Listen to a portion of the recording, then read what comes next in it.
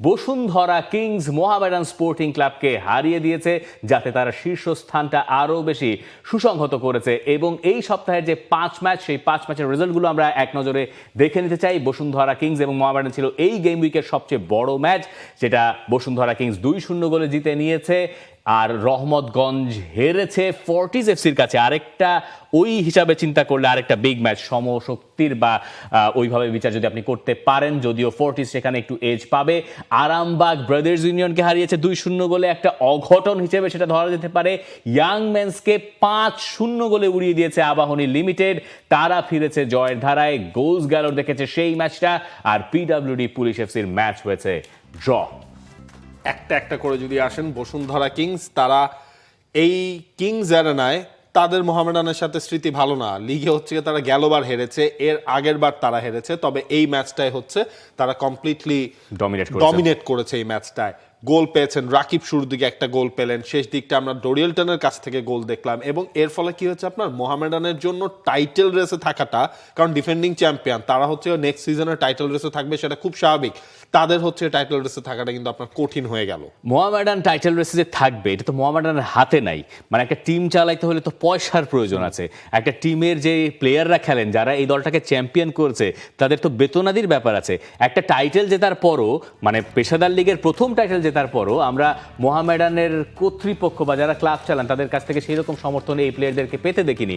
এই কারণে যে কোনো ম্যাচের রেজাল্টের পর তাদের দায় দেওয়ার কোনো সুযোগ নাই। যেখানে মোজাফফরভ একেবারে শেষ দিকে গিয়ে একটা রেড কার্ড দেখেছেন, তবে মোজাফফরভ পুরো ম্যাচ জুড়েই মোহামেডানকে টেনেছেন। মোহামেডানের স্ট্রাইকিং পজিশনে বড্ড বেশি একা মনে হচ্ছে স্যামুয়েল বুয়াটেংকে, পরে নেমেছেন মরিসনরা, কিন্তু কাজে দেয়নি। সুলেমান দিয়াবাতে যে সার্ভিসটা দিয়েছিলেন, সেই সার্ভিস থেকে অনেকটুকু নিচে নেমে গিয়েছে মান, তেমনটা মনে হয়েছে। আর এই যে পয়েন্ট টেবিলে নড়ন চড়ন, সেখানে বসুন্ধরা কিংস কি ধীরে ধীরে নিজেদের জায়গাটা আরো সুসংহত করছে। আপনি এই লিগ প্রেডিক্ট করবেন কি করে, যে আরামবাগ পয়েন্ট টেবিলের 10 নম্বর দল, তাদের যে 4টা পয়েন্ট হয়েছে, এই 4 পয়েন্টের 3 পয়েন্ট এসে তাদের এই গেম উইকে। এবং তারা আসলে কাদেরকে হারিয়েছে? তারা হারিয়েছে ব্রাদার্স ইউনিয়নকে, যাদেরকে ধরা হচ্ছিল ধরেন টপ 3 এর মধ্যে থাকার মতো একটা স্টার্ট তারা করেছিল। ওই জায়গায় ব্রাদার্স অঘটনের শিকার হয়েছে। আরামবাগ পেয়েছে প্রথম জয়, যদিও আসলে আমি জানি না, মানে ওইটার ভিডিও দেখে আসলে বোঝার কোনো উপায় নাই। আরামবাগের যে গোলটা হলো ডিরেক্ট থ্রোয়িং থেকে, কিন্তু গোলের আসলে কোনো সুযোগ নাই। অফিসিয়াল প্লেয়ারদের মানে ম্যাচ লিস্ট যেটা হয়, ম্যাচ রেজাল্ট লিস্ট, সেখানে হচ্ছে কাজী রাহাত যিনি থ্রোটা করেছিল, তার নামে গেছে সেই স্কোরটা। দুইটা, হ্যাঁ, মানে এইটা তো আসলে একটু অবাক করার মতোই লেগেছে। তাহলে এখানে কি ডিফ্লেকশন ছিল, স্লাইড ডিফ্লেকশন, নাকি ছিল না?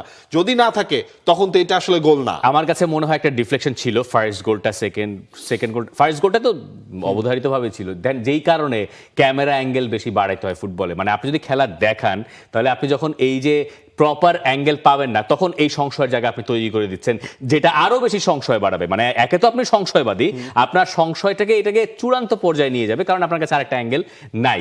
তো ওই জায়গায় কখনো ক্লিয়ার হওয়া যায় না নিশ্চিতভাবে, কিন্তু আমাদের খালি চোখে দেখে মনে হচ্ছে ওখানে একটা টাচ আছে। এবং আমার ধারণা এটা আসলে রেফারিং মানে ম্যাচ কমিশনারদের একটা ভুল, যেটা পরে তারা স্বীকার করেছেন বলে আমি শুনেছি, যে ওই দুটো গোল হবে আসলে আত্মঘাতী গোল হিসেবে। কারণ আপনি তো হাত দিয়ে গোল করতে পারবেন না, হাত দিয়ে গোল করা তো আইনত দণ্ডনীয় অপরাধ।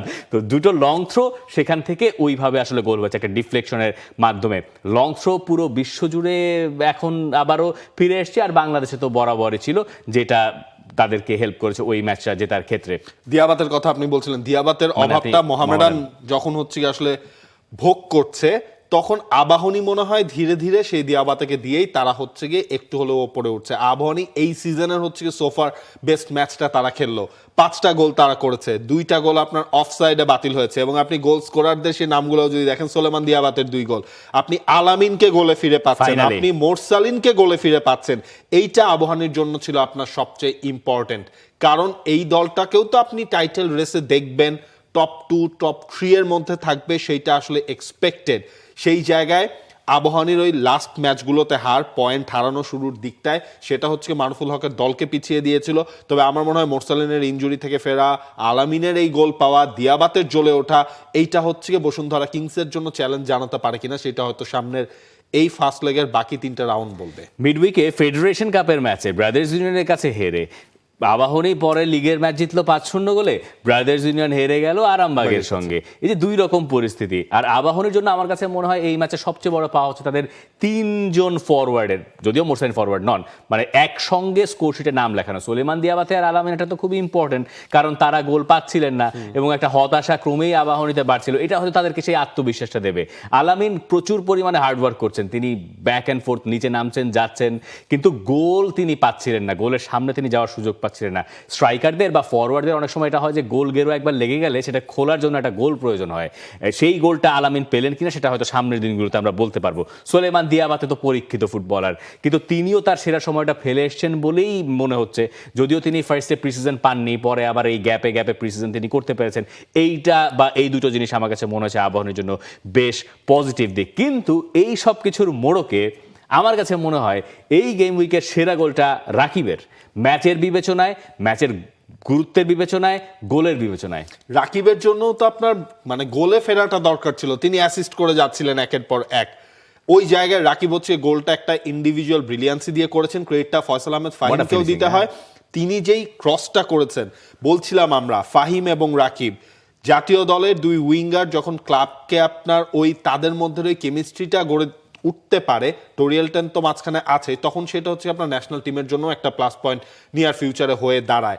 ফাহিম গোল পাচ্ছিলেন, রাকিবের গোল পাওয়াটা বাকি ছিল, রাকিব এই ম্যাচে গোল করলেন, ক্রসটা জাস্ট আসলো, তিনি হচ্ছে গিয়ে ওই উড়ে আসা বলে পা চালিয়ে দেয়া যেটা হয়, ঠিক সেই কাজটাই রাকিব ওখানে করেছেন। আমাদের উইঙ্গারদের এই কাজগুলো আসলে নিয়মিতভাবে লিগে করা দরকার, যেটা হয়তো ন্যাশনাল টিমে বাংলাদেশ টিমকে সার্ভ করতে পারে। তবে এই ম্যাচের ম্যান অফ দ্য ম্যাচ আমার দৃষ্টিতে সোহেল রানা, নাম্বার 6 সোহেল রানা, মানে মাস্টার ক্লাস অফ পারফরমেন্স। এটা বাংলাদেশ লিগের বিবেচনায় আমি বলছি, এটা অন্য কিছুর সাথে মেলানোর দরকার নেই। সেই জায়গায় তিনি আসলে পুরো ম্যাচ জুড়ে এমন এমন জায়গায় থাকলেন, এমন এমন ইন্টারসেপশন করলেন, এমন এমন পাস দিলেন পুরো ম্যাচ জুড়ে, একেবারে বক্স টু বক্স রোলের যে পুরোপুরি হয়তো না গ্রামাটিক্যালি, কিন্তু বাংলাদেশের বিচারে আপনি এটা বক্স টু বক্স বলতে পারেন, সেই জায়গায় একদম স্পট অন। এবং তাকে পেছন থেকে ওই সাপোর্টার হৃদয় যেহেতু দিয়েছিলেন, তাই তিনি তার রোলে, যেই রোলে তিনি ভালো আমার কাছে মনে হয় সেই রোলে তিনি প্লে করতে পেরেছেন। এবং তার টাচগুলো যদি আপনি দেখেন ম্যাচের ক্লিপ থেকে কেটে কেটেও যদি আপনি বের করতে পারেন, আমরা ম্যাচের সময় বলছিলাম যে হি ওয়াজ প্লেইং ফ্যান্টাস্টিক। এরপরে আপনি ওই ফুটেজ দেখলে মনে হবে তিনি আরো ভালো করছেন, যেটা সময় মানে লাইভ চলার সময়ও অনেক সময় চোখে হয়তো ধরা পড়ে নাই।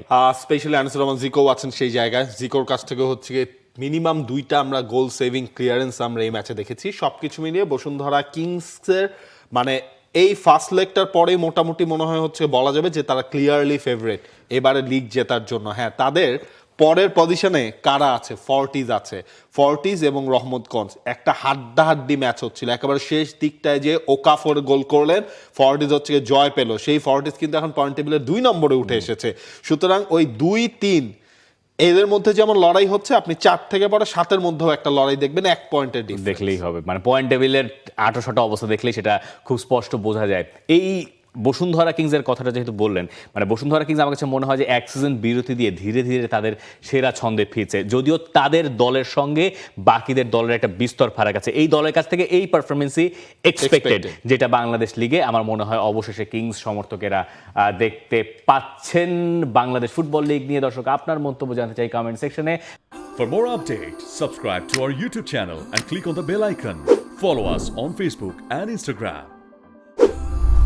Download T-Sports app to enjoy exciting games and highlights. Visit tsports.com.